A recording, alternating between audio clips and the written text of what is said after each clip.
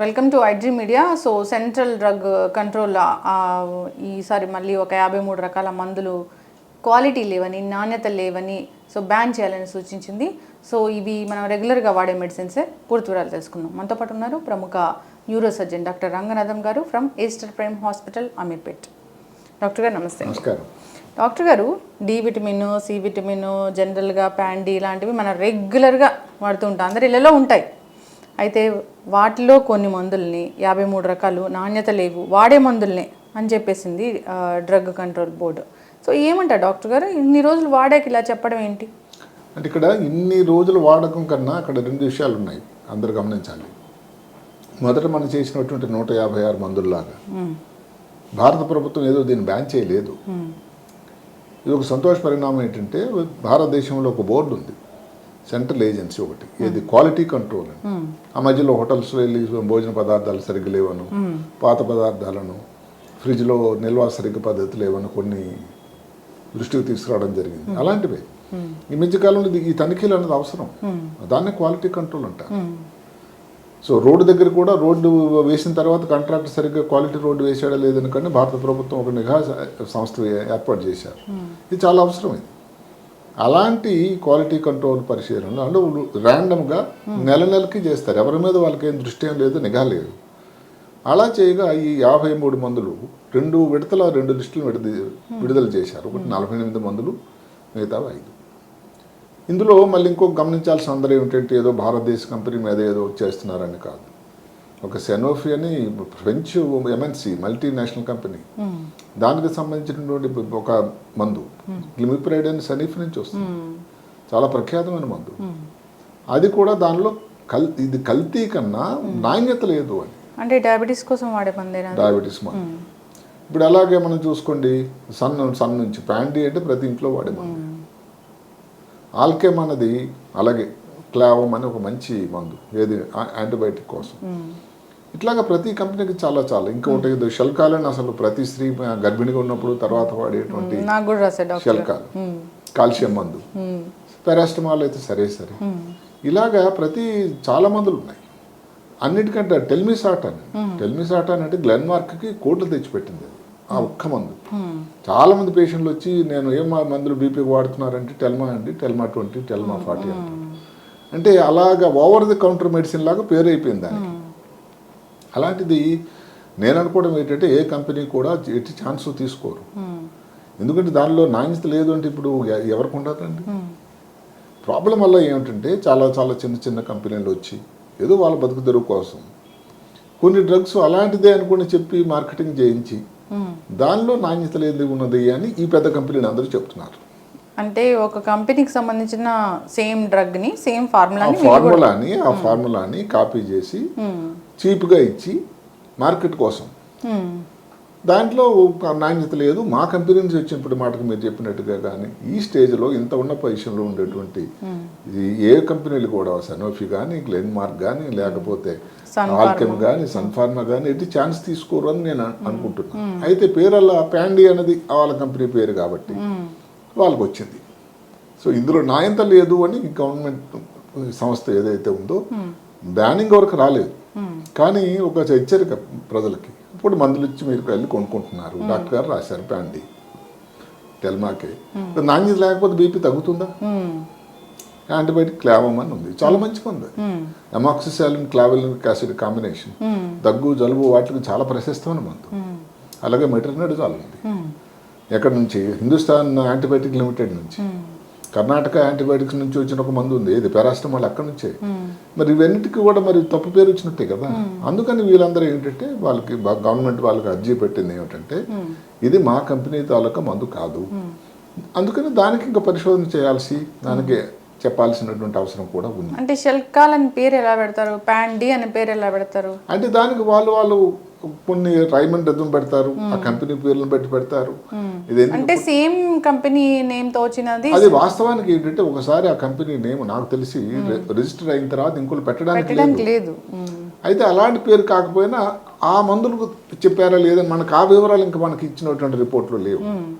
అందువల్ల ఏమిటంటే చేయాల్సిందల్లా ఏమిటంటే ఇప్పుడు మీరు అవధి మనం పక్కన పెడితే ఈ కాంట్రవర్సీకి ఇప్పుడు పేషెంట్లు సఫర్ అవ్వకుండా ఉండడానికి ఇప్పుడు మీరు షెల్కాలే తీసుకోండి.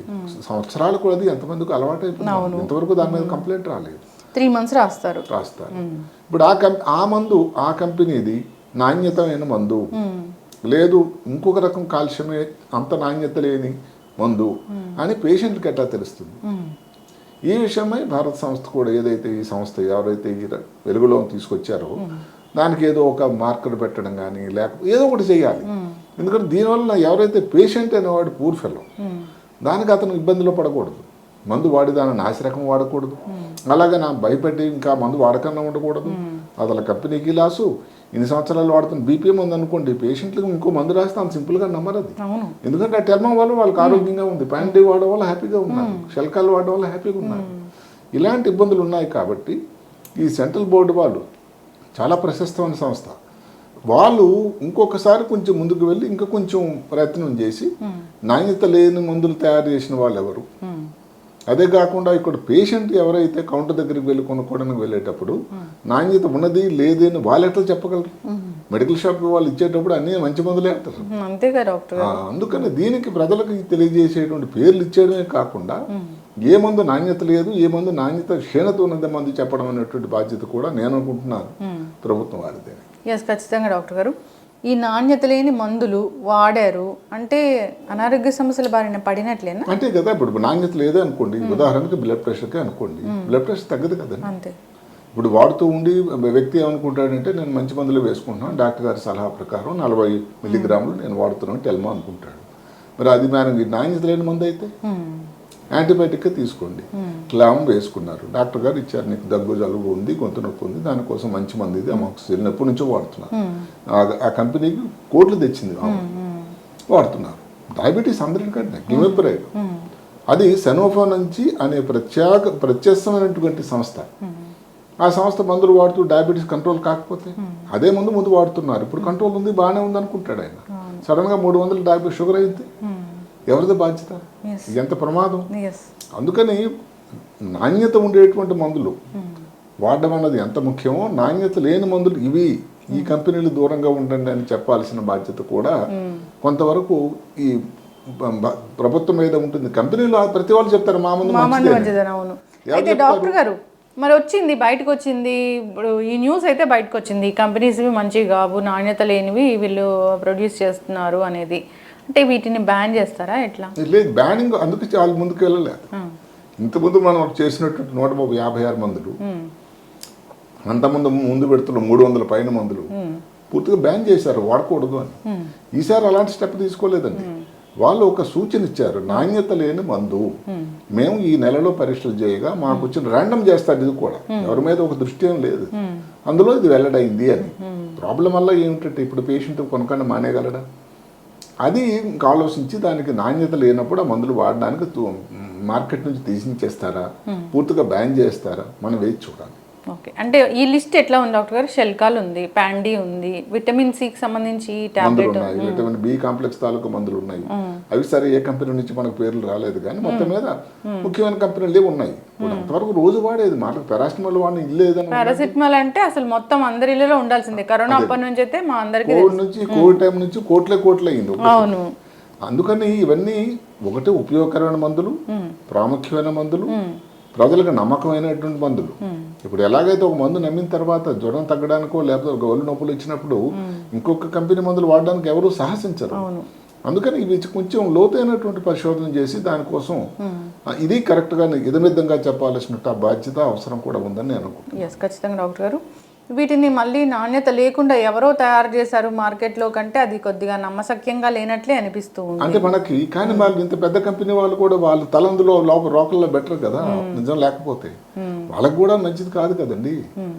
అందుకని ఇది అంత సింపుల్గానే ఇప్పుడు ఏదైతే ఒక మెసేజ్ వచ్చినంత సింపుల్గా నాకు ఇది అనిపించటం లేదు. అవతల ఇందులో 3 పార్టీలు ఉంటాయి, ప్రభుత్వం వారు, చేస్తున్న కంపెనీ వారు, వాడుతున్నటువంటి పేషెంట్. ఇది ఎందులో ఎవరు కూడా దీనిలో ఇబ్బంది పడకూడదు, సరిగదా? ఎవరిని నిందించడానికి ఆస్కారం లేదు. ఏదైనా కానీ బిజినెస్ అనేది జరగాలి, అది కూడా ఈ ఆరోగ్యానికి సంబంధించిన వాటిలో అయితే ఖచ్చితంగా నాణ్యత ప్రమాణాలు పాటించాల్సిందే. ప్రాణాలతో చెలగాటాలు అయితే ఆడకూడదు. సో జాగ్రత్తలు అయితే తీసుకోవాలని కోరుకున్నాను డాక్టర్ గారు. ఏదైనా ఓవర్ ద కౌంటర్ మెడిసిన్ అనేవే మన కొంపలు ముంచుతూ ఉన్నాయి జనరల్గా. అంటే ఇక్కడ చిన్న మాట ఏంటంటే ఇప్పుడు ఇందులో ఓవర్ కౌంటర్ మెడిసిన్ గా కాదు, టెల్మాన్ ఇది కాదు. ఎవరో డాక్టర్ గారు రాయగా టెల్మాన్ టీ వేసుకోవడానికి కరెక్ట్. ప్యాండీ తీసుకుంటాడు, గ్లిమిప్రైడ్ తీసుకుంటాడు, క్లావం తీసుకుంటాడు కదండి. అక్కడ మరి అంతవరకు ఓవర్ ద కౌంటర్ కింద రాదు. ఓవర్ కౌంటర్ అంటే మెడిసిన్ అంటే ఏంటి? డాక్టర్ గారి ప్రిస్క్రిప్షన్ లేకుండా పేషెంట్ వెళ్ళి నాకు మందు జలుబు మందు కావాలి అన్నదాన్ని ఓవర్ కౌంటర్ మెడిసిన్ అంటారు. సో డాక్టర్ గారి ప్రిస్క్రిప్షన్ తో వెళ్ళినప్పుడు అది ఆ వ్యక్తిని కూడా మనం నిందించడానికి చెప్పడానికి లేదు. ప్రాబ్లం వల్ల అక్కడ మందు దొరుకుతున్న క్వాలిటీ నాణ్యత అన్నది ఎలా ఉంది అన్నది ప్రశ్న. అసలు అది టెస్ట్ చేసుకోవడం ఎట్లాగో, టెస్ట్ చేసుకొని మందులు తీసుకోవాలి అనేది ఎంత టఫ్ జాబ్. వాళ్ళు ఈ విషయాన్ని వెలుగులో తీసుకొచ్చారు కాబట్టి ఏదైతే క్వాలిటీ కంట్రోల్ సంస్థ భారత ప్రభుత్వం వారిది ఒక అడుగు ముందుకు వేసి ఈ కంపెనీలు చేశాయి, ఈ కంపెనీలు పక్కగా అని బ్యాన్ చేసినట్టయితే ఇబ్బంది లేదు. ఉదాహరణ 150 మందులు ఎవరు కొనడానికి సాహసించరు కదండి. బ్యాన్ చేస్తే మార్కెట్లోకి రావు కదా డాక్టర్ గారు. అందుకనే అక్కడ ఒక మాట సూచన ఇచ్చేసి నాణ్యత లేదు అంటే ఎంత నాణ్యత లేదు, సగం పని చేస్తుందా, ఎంత పని చేస్తుంది, ఇవన్నీ ప్రజలకు డౌట్లే. కాబట్టి అంత సింపుల్ గా అనిపించట్లేదు ఈ విషయం. అందుకని మీరు బ్యాన్ చేసేటువంటి మందులు కావు 53 మందులకి నాణ్యత లేదు, క్వాలిటీ పూర్ క్వాలిటీ కంట్రోల్, ఇది మాట. వాట్ ఎవర్ డాక్టర్ గారు, క్వాలిటీ లేని టాబ్లెట్స్ మనం వాడామా అనేది బాధ, ఇబ్బంది అనేది మొదలవుతూనే ఉంటుంది. జాగ్రత్తలు తీసుకోవాలని కోరుకుందాం. ఏదైనా డాక్టర్ సూచన మేరకు డాక్టర్ ఏ కంపెనీని ప్రిస్క్రైబ్ చేస్తే అదే వాడాలి.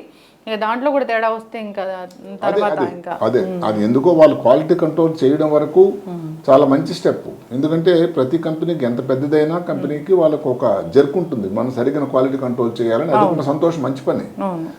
అయితే నిజంగా వాళ్ళు చేయనప్పుడు కూడా వాళ్ళ మీద అపవాదు వెళ్తే ఎంత బాగుంటుంది అన్నది కూడా ఆలోచించాల్సింది. అవును, కరెక్ట్. అంత పెద్ద పెద్ద కంపెనీస్ అలా చేస్తాయని అయితే మనం అనుకోలేము. చిన్న చిన్న కంపెనీలు కానీ. అవును, కరెక్ట్ డాక్టర్ గారు. దీంట్లో వాస్తవం ఏంటో, అసలు ఏం జరిగిందో తేలాలి.